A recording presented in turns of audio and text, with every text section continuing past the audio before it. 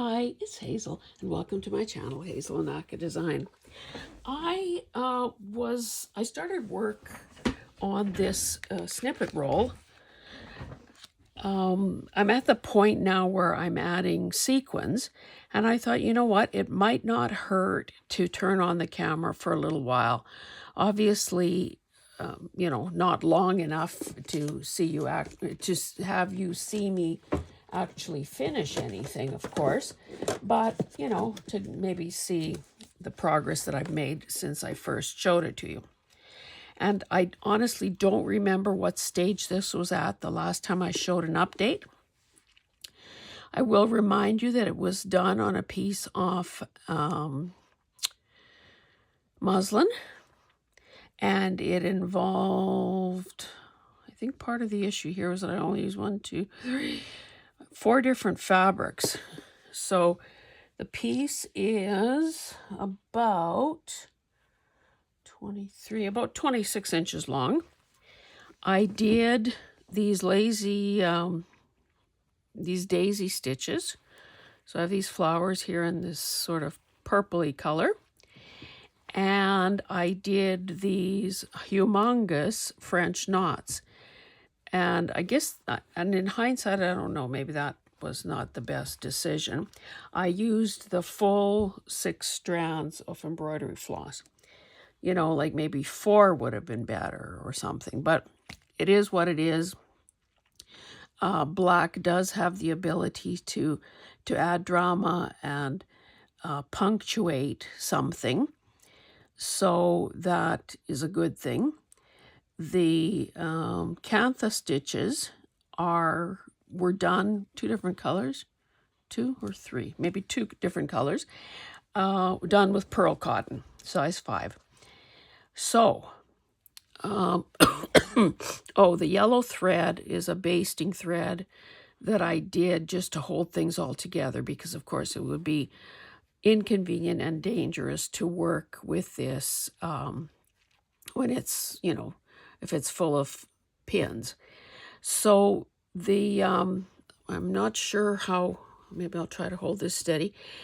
I've added a few sequins, and I was just using, like, I have a few spools of thread here. I think I was trying to finish this spool, so I was using this light pink on a sequin, that color, red.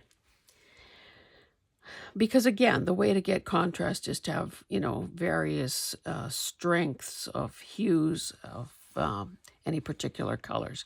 I also just dumped out this small package of these. They're quite a bit bigger, but these coppery orangey ones. So again, to have the biggest impact, you kind of want to decide where something should be sewn to be noticed.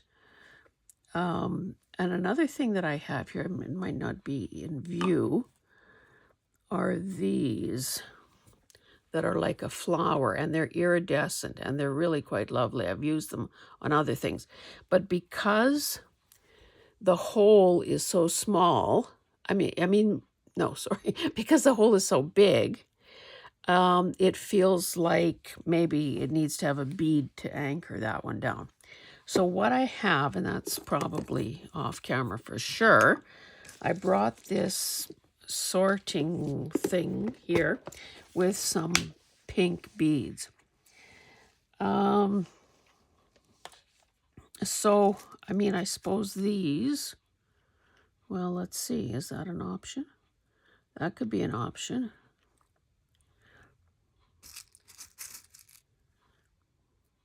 That could be an option.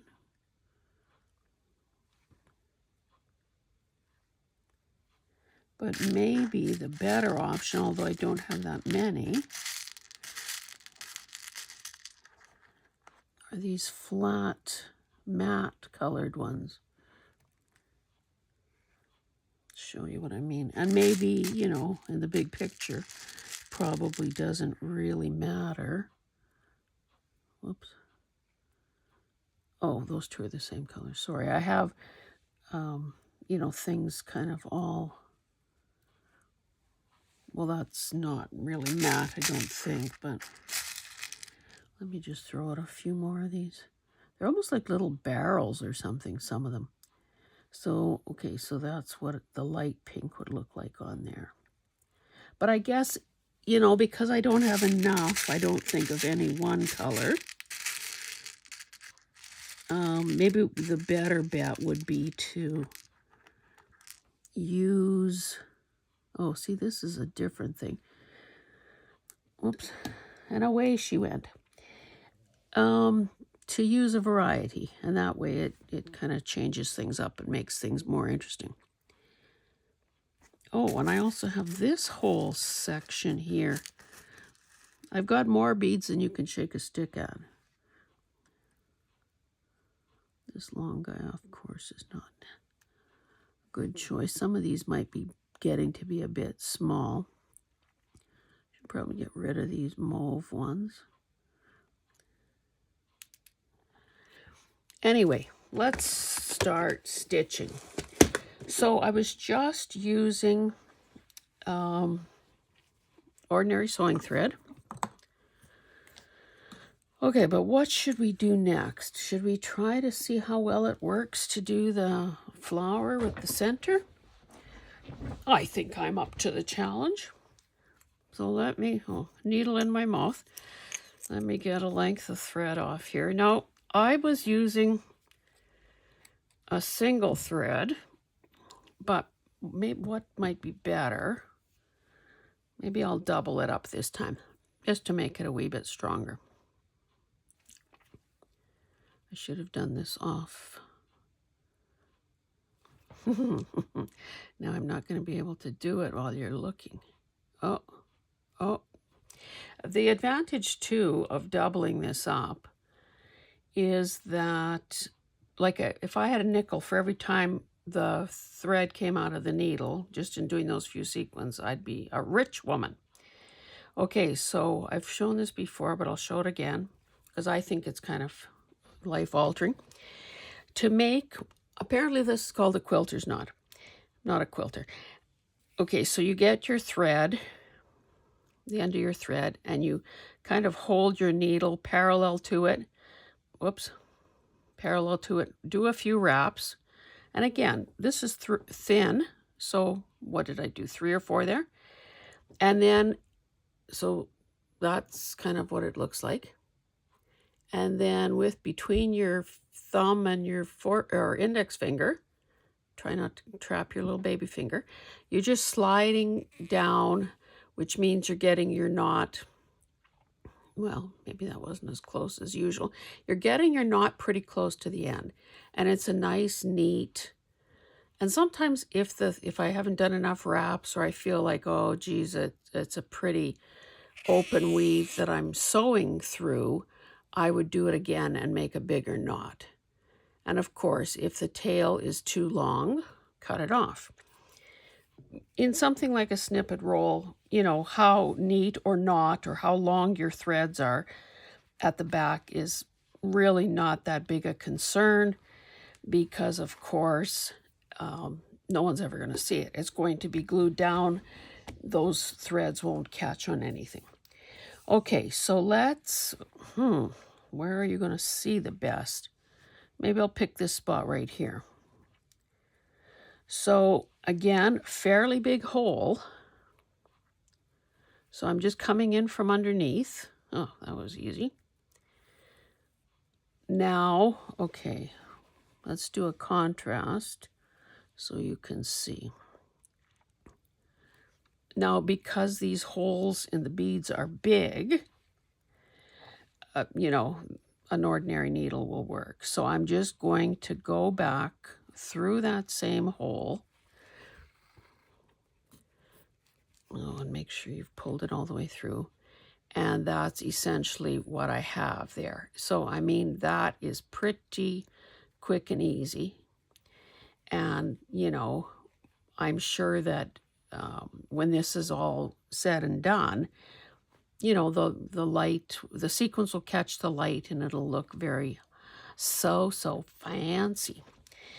Okay, I guess since I want to probably show you a few things, I don't think I need to repeat that because that was just too easy. Another thing I have, but I'm not sure I want to use, are these iridescent hearts. Now, from what I'm seeing here, at some angles they look like pink. At another angle, it almost looks like a pale, vitamin C orange or something. So I suppose I could, I guess if we're going to bling it up, let's bling it up right. So I will sew one of these on just for the heck of it.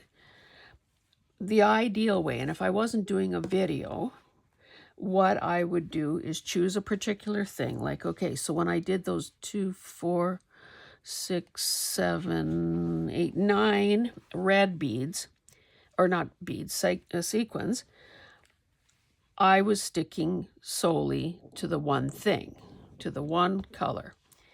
And that way, if I was doing it just for my own benefit, I would do that all the way through. Number one, to make sure that I've kind of got them evenly spaced and I don't run out and so on. But, neither you nor I have the time to see that happen. So I'm just going to randomly pick up some stuff, show you a couple more things, and, call it a day. So now by rights, okay, if this, well, maybe let's try to up our technique here a bit. So in order to avoid these long threads, like ignore the yellow ones because those will come out at some point. But, this is like an inch long. To avoid having those really long things, a person could just very gingerly, run your needle under or through the white cloth without touching the top fabric. And then, of course, come up wherever you want to. Oopsie. Caught the whole end in there. Now this heart only has one hole, which means that,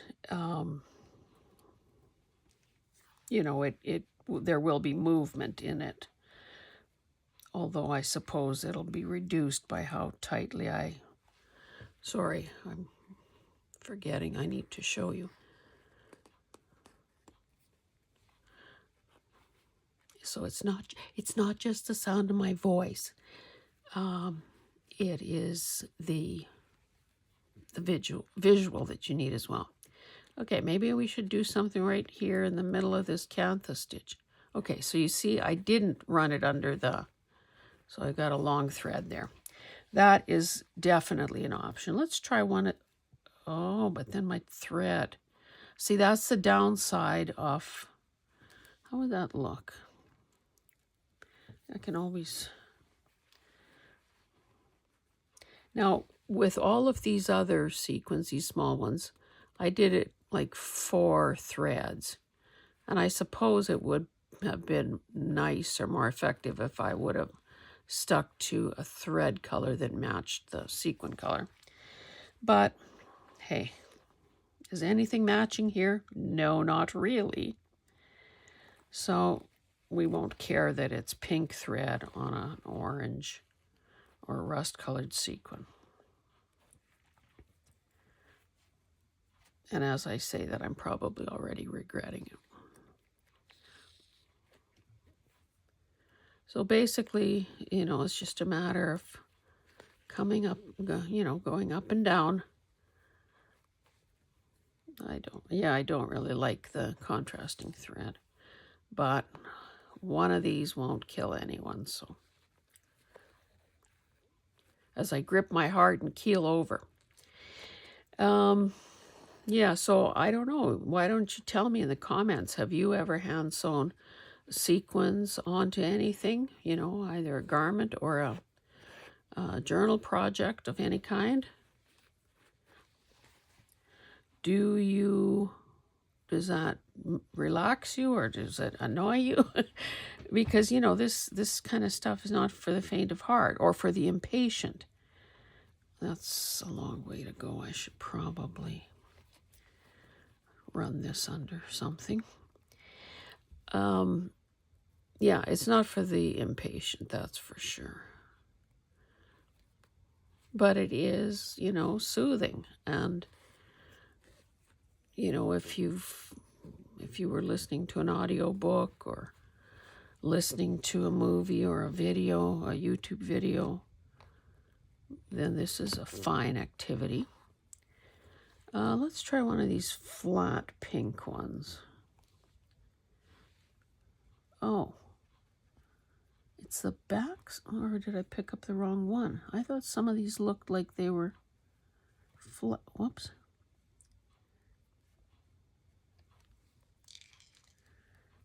Oh, hey, can I give you a word to the wise? If your thread has come off your needle and your needle is heading towards the floor, do not try to catch it between your knees. And don't ask me how I know that. I mean, I did stop myself before I injured myself, but I'm thinking, you know, the impulse is to try to keep it from hitting the floor. Anyway. It is so darn cold here.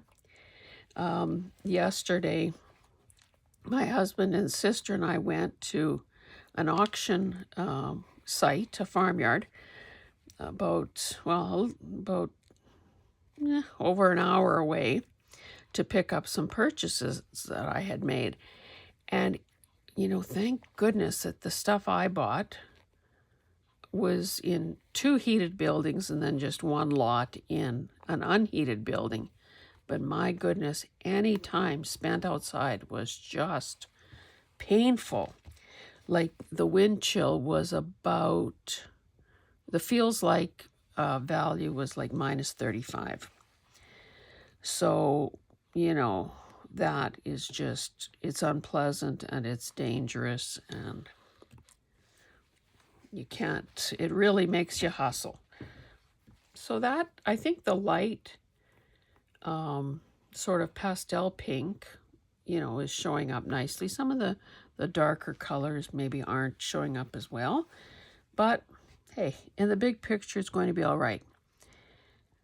I suppose another thing I could do without, you know, changing needles or thread colors is just pick some of the tiny beads, because even though they're tiny-ish, let's just put a few more out here. With all but the smallest, you know, I'd have no problem with my needle and thread going through. Oops. I'm on the wrong side of the snippet.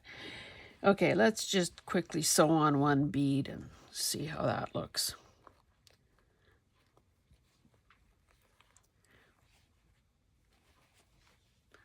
This is kind of a shiny, like a metallic, metallic looking one here. If I could find the hole, I'd be, oh, for heaven's sake. Maybe if I laid it down and aimed at it on my felt thing, I'd have better luck. Does this even have a hole?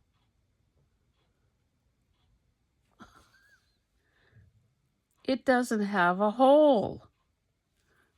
Well, let's throw that guy out. See, it's not always operator error. Oh, dear. Let's try this guy here. There is a hole visible, so we're already further ahead.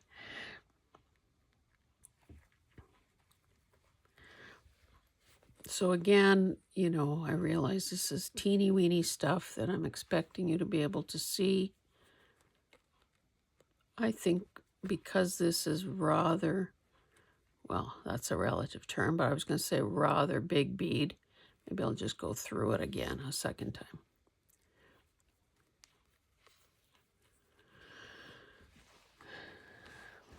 Now,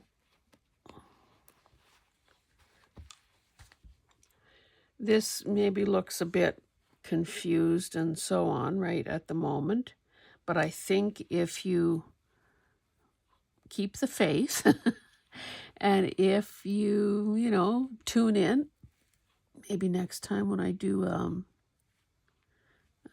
we can do this shiny one here. Next time I do a follow-up Friday video, maybe you'll see that I have really made a lot of headway.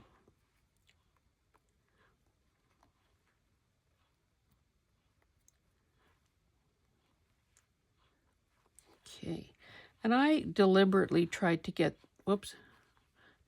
this fairly close to where these two fabrics meet, simply because I'm not going to be able, now that I've sewn these three-dimensional things on, I'm not going to be able to run this thing through the sewing machine.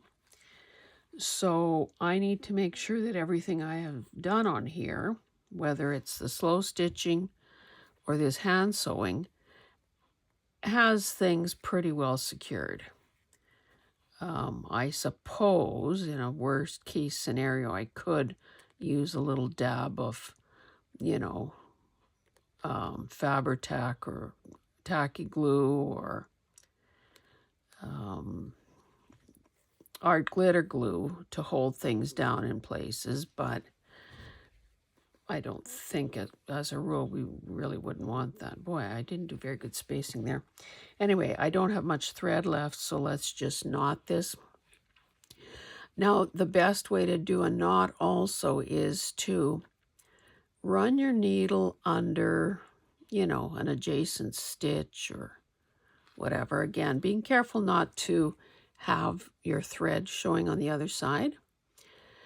Now, I really have very little to work with here. Typically, I would do that twice, and I don't think I have, I don't really have enough to go pointy side first, so I'm going to use the back end of the needle to go back through this hole, or this, not hole, loop, and make a knot that way. Let's see if I can do that a second time. I think I'm casting a shadow here with let me move my light source. So this is how I keep my sequins. Isn't that great? So I'm under an adjacent thread. Again, I have even less thread this time, so I'm going to again go backwards through that loop. And as I tighten it, as I finish pulling through, it's making a knot. So I'm going to stop there because, of course, the limitations of doing this on video. I hope that you aren't afraid to try this. If I can do it, you can do it. I mean, clearly I was buying packages of sequins when I encountered them. I also have these that are iridescent and kind of read as a light pink sometimes, but I don't know. I don't know that that's that good a choice. Anyway, so obviously I've bought a few sequins over time. Some of them have shapes, some of them, whoops. Ay.